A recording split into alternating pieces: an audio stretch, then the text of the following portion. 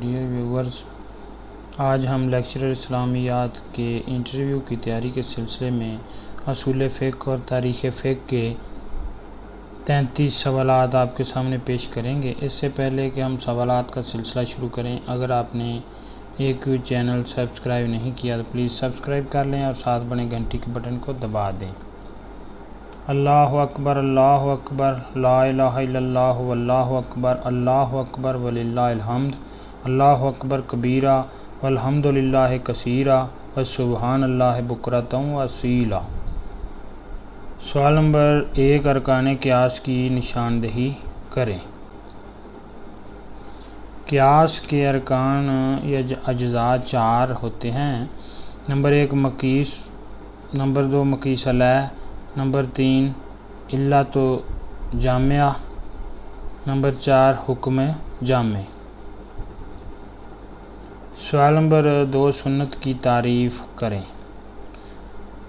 دین اسلام کا وہ پسندیدہ معمول اور مروجہ طریقہ جس کو اسلامی شریعت میں اختیار کیا گیا ہو، خواہ وہ محمد صلی اللہ علیہ وسلم سے ثابت ہو، خواہ وہ صحابہ سے منقول ہو، کیونکہ محمد مصطفیٰ صلی اللہ علیہ وسلم کا فرمان ہے کہ تم پر واجب ہے کہ پہلے میرے طریقہ کو اپناؤ، پھر میرے بعد آنے والے خلفاء کے طریقہ کو اپناؤ۔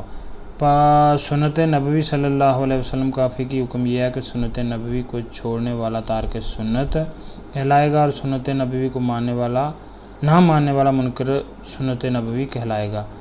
دونوں صورتوں میں کافر نہیں کہلائے گا۔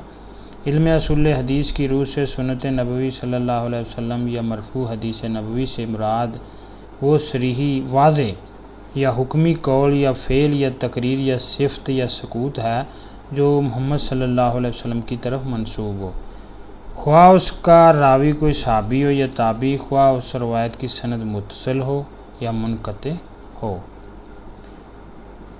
سوال نمبر 3، عہد صحابہ کے 2 فقہا کے اسماء گرامی مع سن وفات بتائیں۔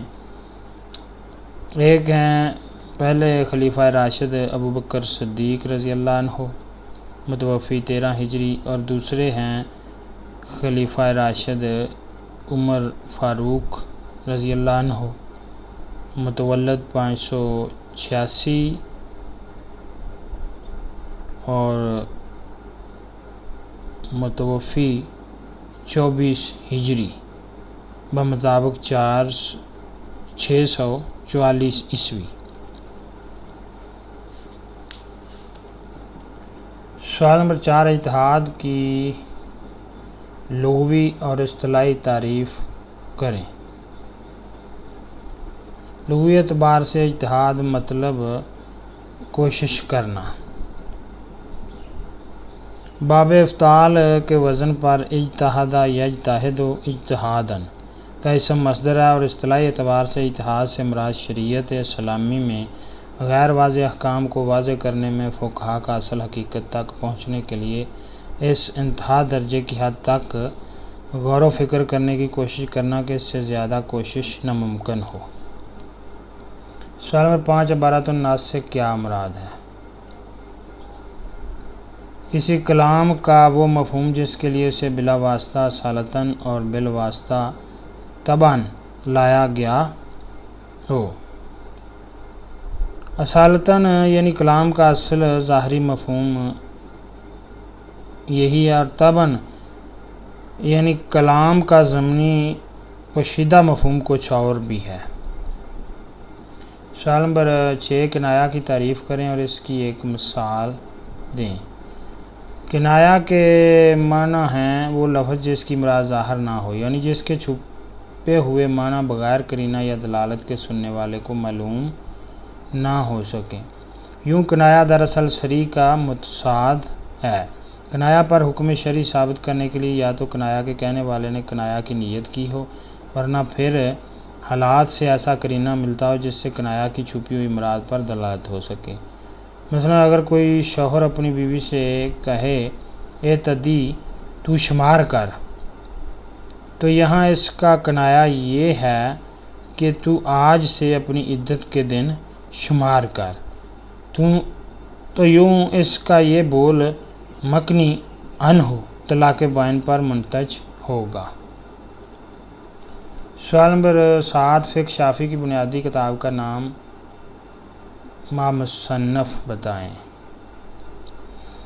امام شافعی کی 113 کتابوں میں سے فقہ شافعی کی بنیادی کتاب کا نام کتاب الام ہے، جو 7 اجزاء میں ہے۔ سوال نمبر 8، مامور بہی مقید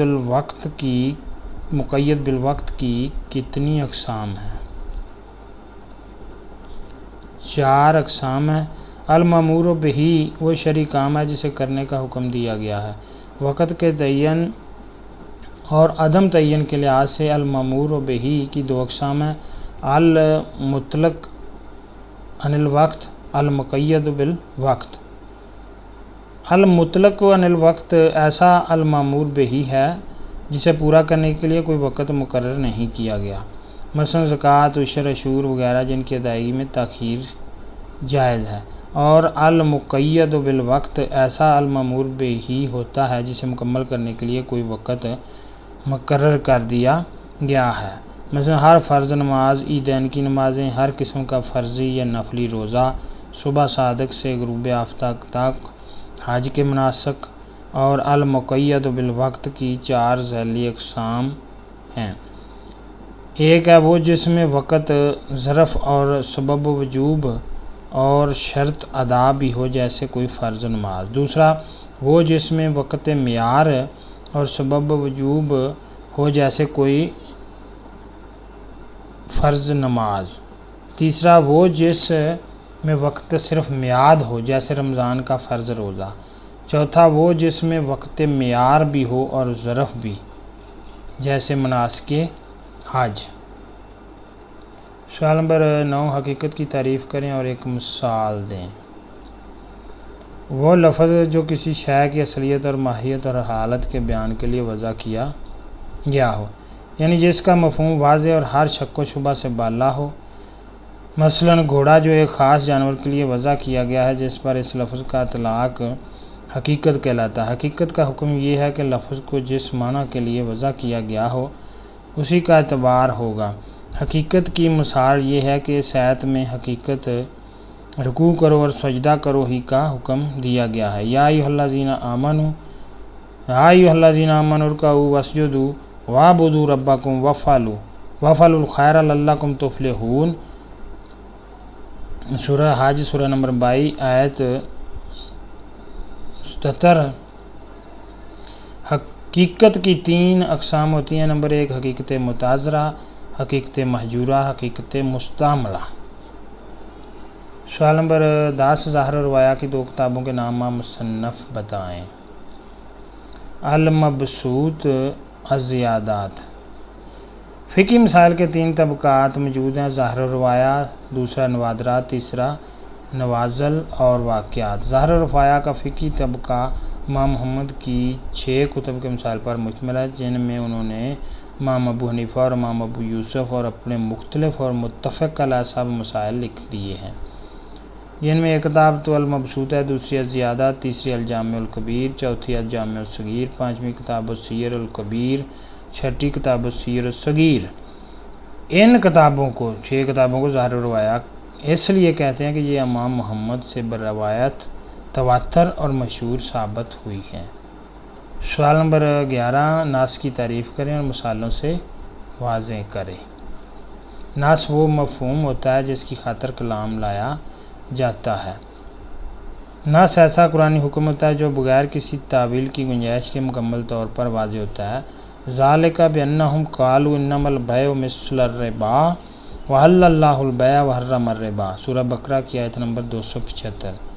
یعنی وجہ یہ ہے کہ یہ کافر لوگ کہتے ہیں کہ تجارت سود کی مانند ہے اور اللہ نے تجارت کو حلال کر دیا ہے اور اللہ نے سود کو حرام کر دیا ہے۔ یہ آیت اس لحاظ سے ظاہر ہے کیونکہ اس کا ظاہری مطلب یہ ہے کہ اللہ نے تجارت کو حلال کر دیا ہے اور اللہ نے سود کو حرام کر دیا ہے، اور یہ آیت اس لحاظ سے نص ہے کیونکہ اس کا غیر ظاہری مطلب کفار کی اس دلیل کو رد کرنا ہے کہ تجارت سود کی مانند ہے، یعنی یہ آیت تجارت کو حلال قرار دینے اور سود کو حرام قرار دینے کے اعتبار سے ظاہر ہے، جبکہ تجارت اور سود میں فرق معین کر دینے کے اعتبار سے ناص ہے۔ سوال نمبر 12، عدم حرج سے کیا مراد ہے؟ مثال سے واضح کریں۔ اس بات کا خیال رکھنا کہ عمل کرتے وقت عامل کو تنگی محسوس نہ ہو، مثلا 40 کلومیٹر سے زیادہ کے سفر میں فرض نمازیں قصر کرنا۔ سوال نمبر 13، فقہائے اربعہ میں سے دو کے اسماء گرامی اور سال وفات بتائیں۔ امام ابو حنیفہ نعمان بن ثابت کا سال پیدائش 80 ہجری بمطابق 699 عیسوی اور سال وفات 150 ہجری بمطابق 770 عیسوی ہے۔ امام مالک بن انس بن مالک بن عمر کا سال پیدائش 92 ہجری اور بمطابق 712 عیسوی اور سال وفات 179 ہجری بمطابق 800 عیسوی۔ سوال نمبر 14، نہی کی دو اقسام بتائیں۔ نہی عن الافعال الحسیہ، نہی عن الافعال الشرعیہ۔ نہی کا اصطلاحی مطلب ہے کسی حقیقی یا غیر حقیقی اعلیٰ کا کسی ادنا کو کسی کام سے منع کرنا۔ عموماً نہی کی دو اقسام ہیں، یہ جو بیان کی گئی ہیں۔ نہی عن الافعال الحسیہ جیسے زنا اور شراب اور چوری ڈاکہ سے منع کرنا۔ نہی عن الافعال الشرعیہ جیسے 3 ایام نحر یعنی عید الاضحیٰ کے 3 دنوں میں روزے رکھنے سے منع کرنا، اور نماز 3 مکروہ اوقات میں پڑھنے سے منع کرنا۔ طلوع آفتاب، غروب آفتاب اور نصف النہار یعنی آفتاب کے عین سر پر ہونا جس سے سایہ پیروں کے نیچے ہوتا ہے۔ سوال نمبر 15، اجماع سکوتی کی تعریف کریں۔ اگر کسی زمانے کا کوئی فقیہ کوئی فتویٰ جاری کر دے اور اس کے ہم عصر فقہائے کرام جن کو اس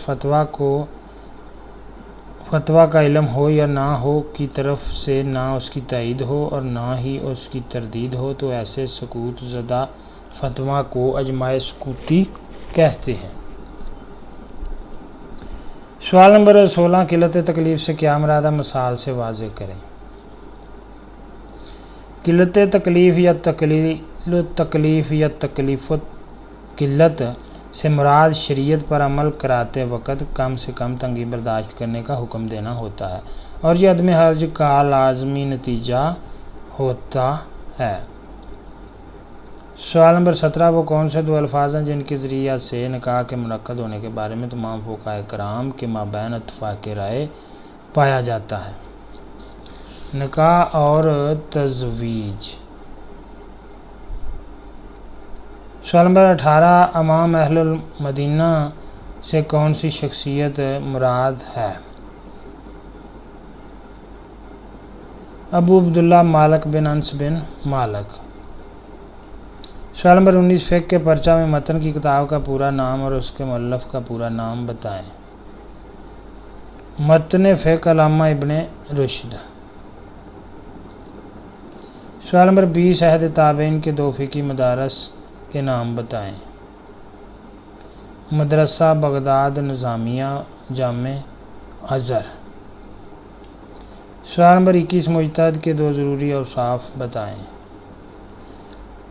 مجتہد کا اولین ضروری وصف ہے کہ وہ عربی زبان کی صرف و نحو کا صحیح عالم ہو، دوسرا ہر قرآنی آیت کی تفسیر کر سکتا ہو، تیسرا ہر حدیث نبوی صلی اللہ علیہ وسلم کی تشریح کر سکتا ہو۔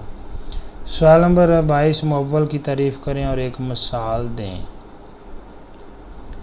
وہ لفظ جس کے کسی ایک معنی کو قرائن ظنیہ کی بنا پر باعتبار مراد راجح قرار دیا گیا ہو، جیسے قرأ کے 3 معنی اسے مشترک بنا دیتے ہیں، لیکن جب صرف اور صرف حیض کے معنی میں استعمال کیا جائے تو یہ لفظ مؤول کہلاتا ہے۔ سوال نمبر 23، امام ابو حنیفہ کے شاگردوں میں سے 2 کے نام بتائیں۔ امام ابو یوسف یعقوب بن ابراہیم انصاری اور دوسرے امام محمد بن حسن بن فرقد شیبانی۔ سوال نمبر 24، ظاہر کی تعریف کریں اور ایک مثال دیں۔ ظاہر وہ لفظ ہوتا ہے جس کے ظاہری معنی کو سننے والا سنتے ہی سمجھ جاتا ہے۔ اس کی مثال ہے کہ ماہ رمضان میں روزے رکھنے کا حکم دینے والی آیت، یا ایھا الذین آمنوا کتب علیکم الصیام کما کتب علی الذین من قبلکم لعلکم تتقون۔ سورہ بقرہ سورہ نمبر 2 آیت نمبر 183 میں الصیام کے ظاہری معنی کو سننے والا سنتے ہی سمجھ جاتا ہے۔ سوال نمبر 25، عام لم یخص عنہ البعض کا حکم بیان کریں۔ عام سے مراد وہ لفظ ہوتا ہے جس میں کسی فرد، جگہ یا چیز کی تخصیص کے بغیر لفظی اور معنوی طور پر بہت سے افراد یا جنس شامل ہوں، جیسے المسلم، القوم۔ عام کی دو فقہی اقسام ہیں، عام مخصوص عنہ البعض۔ اس کی مثال یہ آتا ہے وَلِلَّهِ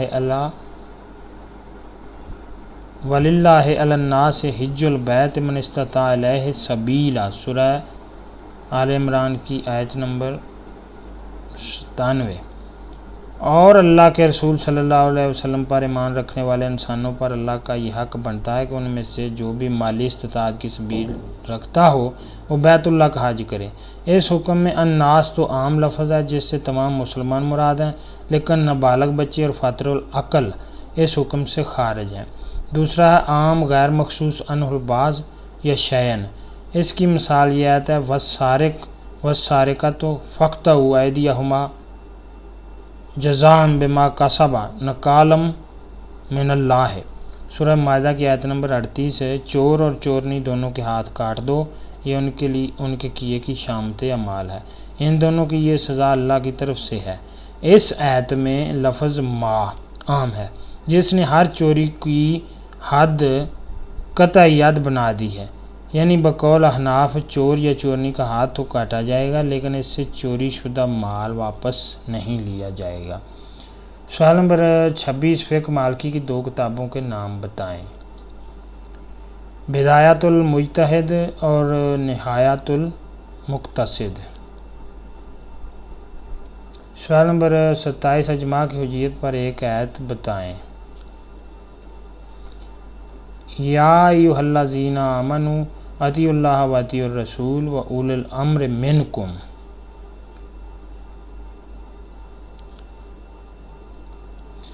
اے ایمان والو، اللہ کی اطاعت کرو اور رسول کی اطاعت کرو اور ان کی جو تم میں سے حکومت والے ہیں۔ سورہ نساء آیت نمبر 59۔ سوال نمبر 28، امام شافعی کے دو شاگردوں کے نام بتائیں۔ امام احمد بن حنبل، امام ابو ثور بغدادی۔ سوال نمبر 29، عصر حاضر میں اجتماعی اتحاد کے دو اداروں کے نام بتائیں۔ اسلامی نظریاتی کونسل اور انٹرنیشنل اسلامک یونیورسٹی۔ پاکستان میں اسلامی شریعت کے نفاذ کی خاطر اجتماعی اتحاد کے لیے فوجی صدر ضیاء الحق نے 6 جولائی 1978 عیسوی کے آرڈیننس کے تحت 6 جون 1981 عیسوی کے دن اسلامی نظریاتی کونسل قائم کی، جو آج بھی پاکستان میں نفاذ شریعت اسلامی کے لیے اجتماعی اتحاد کا سب سے بڑا ادارہ ہے۔ اور دوسرا ہے 6 جون 1981 عیسوی کے دن ہی بین الاقوامی اسلامی یونیورسٹی یا انٹرنیشنل اسلامک یونیورسٹی اسلام آباد کی شرعی فقہ فیکلٹی قائم کی، جو پاکستان میں اجتماعی اتحاد کا دوسرا سب سے بڑا ادارہ ہے۔ سوال نمبر 30، مفسر کی تعریف کریں اور مثال دیں۔ اصطلاحی طور پر مفسر متقابلات اربع متضاد الفاظ کے 4 جوڑوں میں سے ایک ہے۔ نص کا مشکل، ظاہر کا خفی، مفسر کا مجمل اور محکم کا متشابہ۔ مفسر اس کلام کو کہتے ہیں جو بغیر کسی تاویل کی گنجائش کے اپنے معنی اور مفہوم کی مکمل طور پر تفسیر کر دیتا ہے اور ہر بات کو ایک مفسر کی طرح واضح کر دیتا ہے، جیسے فسجد الملائکۃ کلھم اجمعون الا ابلیس ابی ان یکون مع الساجدین۔ سورہ حجر آیت نمبر 31۔ یہ آیت مفسر کلام ہونے کی ایک مثال ہے۔ کلہم نے تفسیر بیان کر دی کہ فرشتے چاند نہیں بلکہ تمام کے تمام تھے، اور اجمعون نے تفسیر بیان کر دی کہ اور فرشتوں نے الگ الگ نہیں بلکہ اکٹھے ہو کر سجدہ کیا، اور الا ابلیس نے تفسیر بیان کر دی کہ صرف ابلیس نے سجدہ کرنے سے انکار کر دیا۔ سوال نمبر 31، باقرہ منسا سے کیا مراد ہے؟ اس کے سلسلہ میں امام مالک کی رائے کیا ہے؟ وہ کنواری لڑکی جو دلہن بننے کے انتظار میں بوڑھی ہوتی جا رہی ہو کے بارے میں امام مالک اور امام شافعی اور ابن ابی لیلہ کا موقف یہ ہے کہ اسے فقط اس کے ابا جان ہی نکاح پر مجبور کر سکتے ہیں۔ سوال نمبر 32، عہد صحابہ کے فقہی ماخذ بیان کریں۔ قرآن مجید، دوسرا ہے سنت و حدیث نبوی، تیسرا اجماع صحابہ جیسے اولیات عمر۔ سوال نمبر 33، اشارۃ الناس کی تعریف کریں اور ایک مثال دیں۔ مصرع کلام کا ایسے بلا واسطہ حکم پر دلالت کرنا جو نہ تو مقصود کلام ہو اور نہ ہی مصرع کلام کو اس کے لیے لایا گیا ہو اور نہ ہی اس حکم کو واضح کیا گیا ہو۔ وَعَلَى الْمَوْلُودِ لَهُ رِزْقُهُنَّ وَكِسْوَتُهُنَّ بِالْمَعْرُوفِ، سورۃ بقرہ سورۃ نمبر 2 آیت 233۔ اس آیت میں یہ اشارۃ الناس موجود ہے کہ جب بچہ کے باپ کے ذمہ دودھ پلانے والیوں کی خوراک اور پوشاک ہے تو بچہ کا نسب اس کے باپ سے چلے گا۔ حالانکہ بچہ کا نسب باپ کی طرف منسوب ہونا نہ تو اس آیت کے نزول کا مقصد ہے اور نہ ہی اس آیت کا ظاہری مفہوم ہے، بلکہ یہ اشارۃ الناس ہے جو بچہ کا نسب باپ کی طرف منسوب ہونے کا علم دیتا ہے۔ سوال نمبر 34، مثال مرسلہ کس مسلک میں حجت ہے؟ اصطلاح امام مالک کے مسلک میں حجت ہے۔ مثال مرسلہ یا اصطلاح امام مالک کے مسلک میں حجت ہے۔ آج اصول فقہ اور تاریخ فقہ کا ٹاپک ختم ہو گیا۔ کل انشاءاللہ دعوت و ارشاد کے سوالات آپ کے سامنے پیش کیے جائیں گے۔ ڈیئر ویورز، اگر آپ کو یہ ویڈیو اچھی لگی ہے تو پلیز AQ چینل کو لائک، شیئر اور سبسکرائب کریں۔ Thank you for watching this video.